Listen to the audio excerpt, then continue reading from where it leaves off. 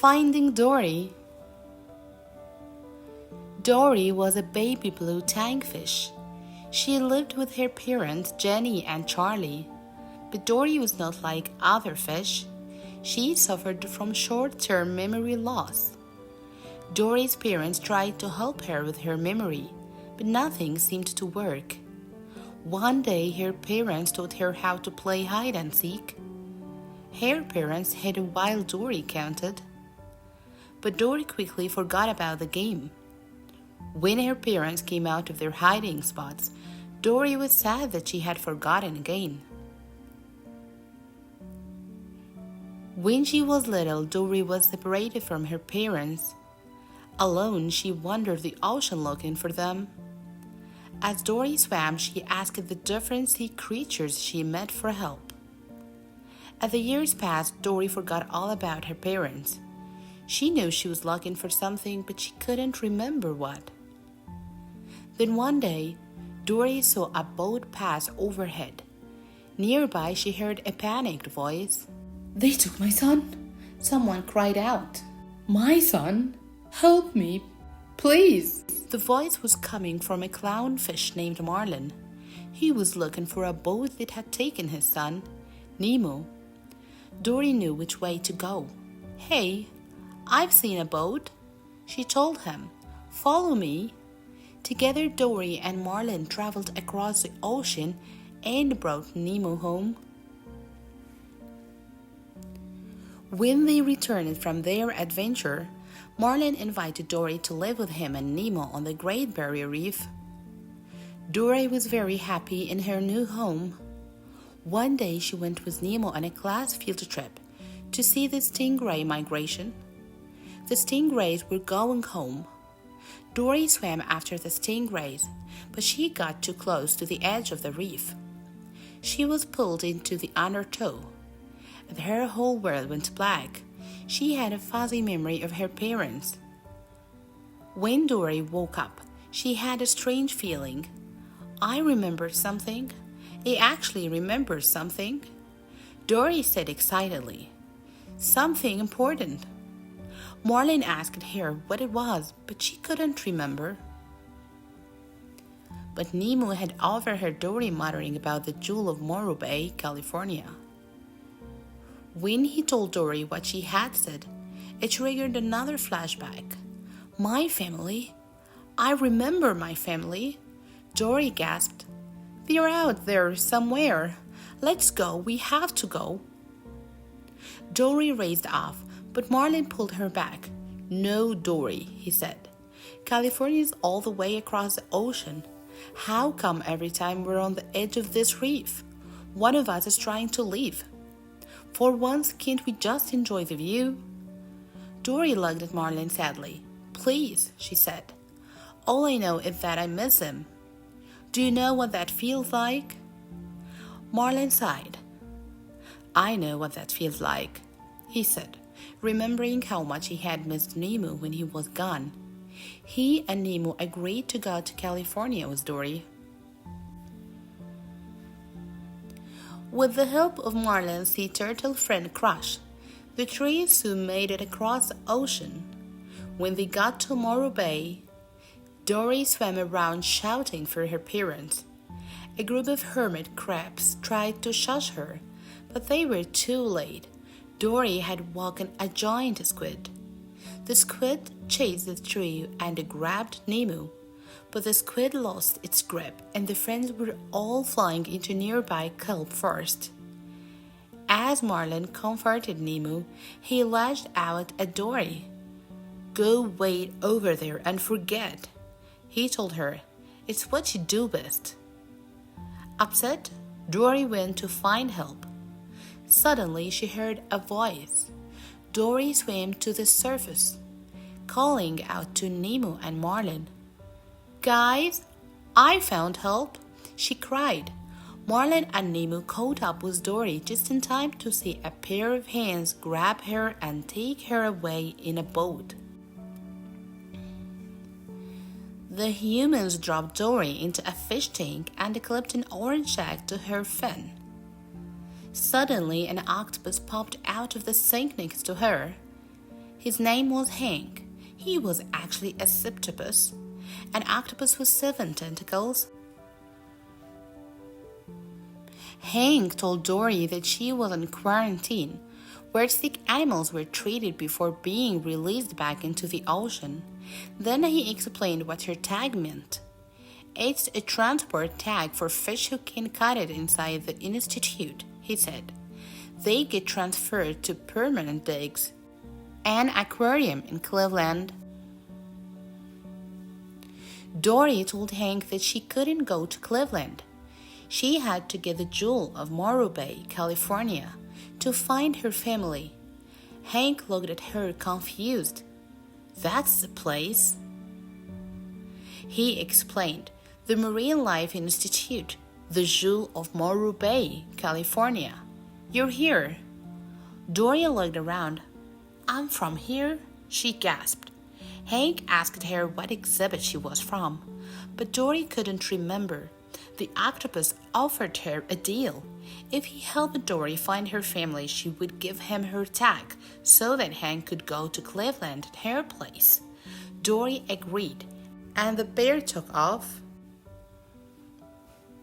As Hank and Dory wandered the institute, they met Bailey, a beluga whale who could use sound waves to see, and a whale shark named Destiny.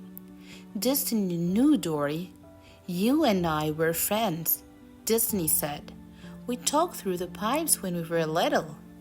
You from your exhibit, me from here. We were pals. Destiny told Dory that she was from the open ocean exhibit. She suggested that Dory swim through the pipes together. But Hank couldn't fit into the pipes, and Dory was worried she would get lost on her own. She was determined to find another way to the exhibit. Using a baby stroller for transport, Dory navigated while Hank rolled them toward the open ocean exhibit, but the two made a wrong turn.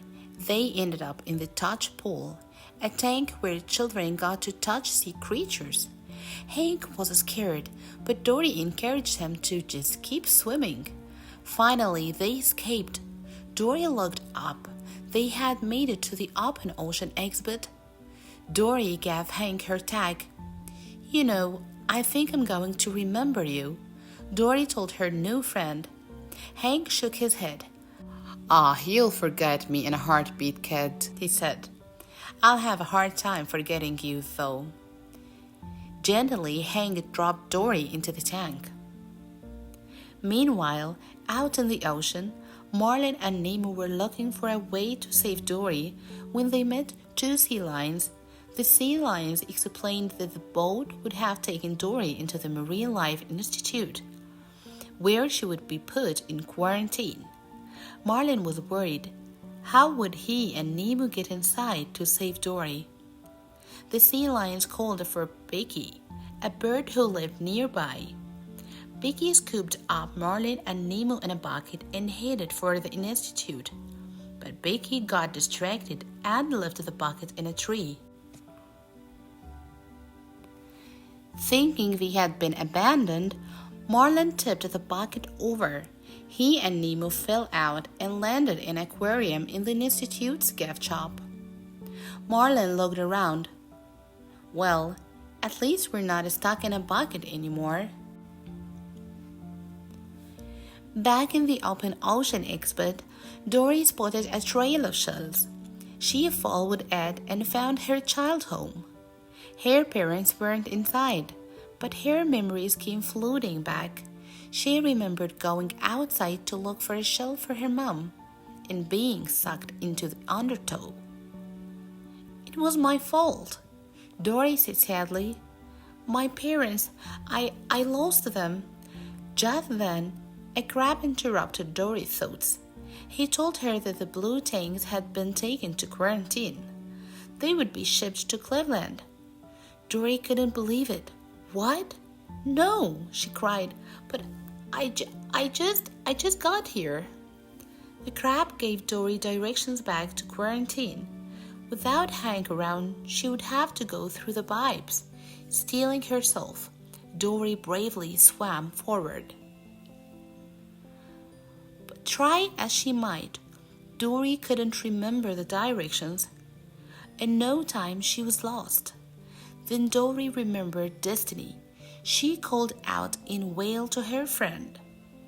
Bailey and Destiny gave Dory directions to quarantine. Dory was almost there when she ran into Nemo and Marlin. They had found a way off the gift shop aquarium and into the pipes. They had been looking for Dory.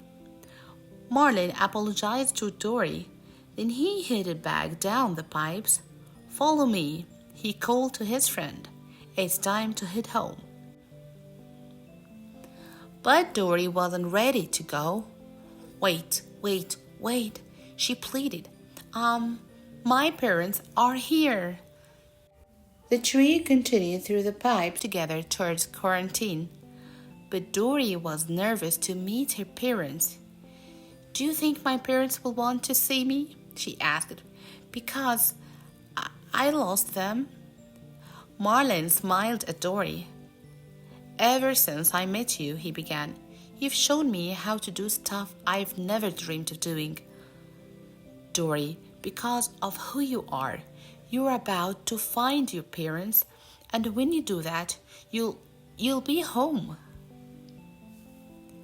When they reached quarantine, the tank of blue tanks had already been loaded on the truck to the aquarium. Suddenly, Hank appeared, lifting Dory and her friends into a coffee pot. He helped them onto the truck. Inside, the blue tanks recognized Dory. They explained that her parents had gone to quarantine to find her years ago. They had never returned. Dory realized her parents were gone. "I don't have a family," she said sadly. "No, Dory," Nemo said, shaking his head. That's not true." Dory swam backward into the coffee pot and was scooped up by Hank.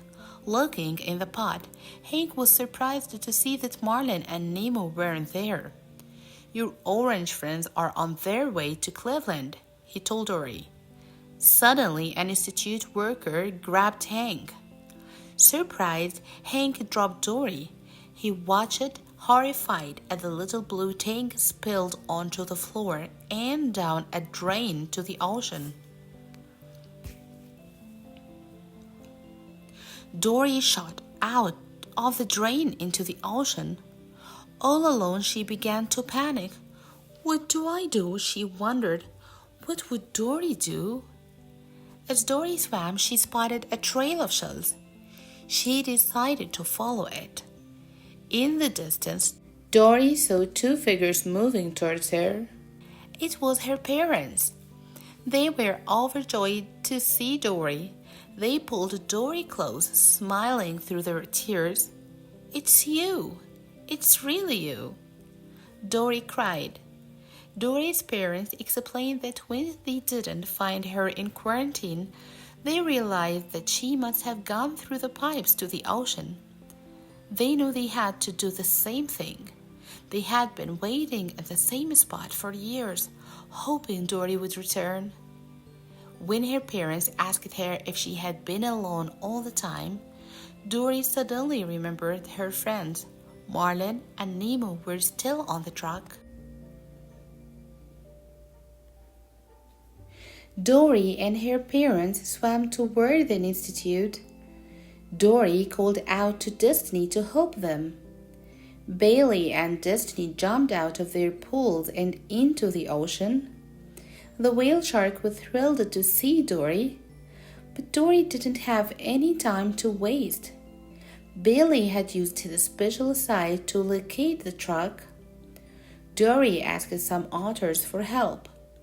Destiny flipped Dory toward the truck, and one of the otters caught her.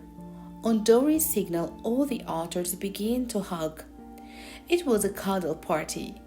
Traffic stopped. The otter brought Dory to the back of the truck. Hank took Dory and placed her into Marlin and Nemo's tank. Nemo was excited to see Dory. "Dory, you came back," he said. Dory smiled at him and Marlin. She couldn't leave her family. Suddenly, Hank knocked on their tank.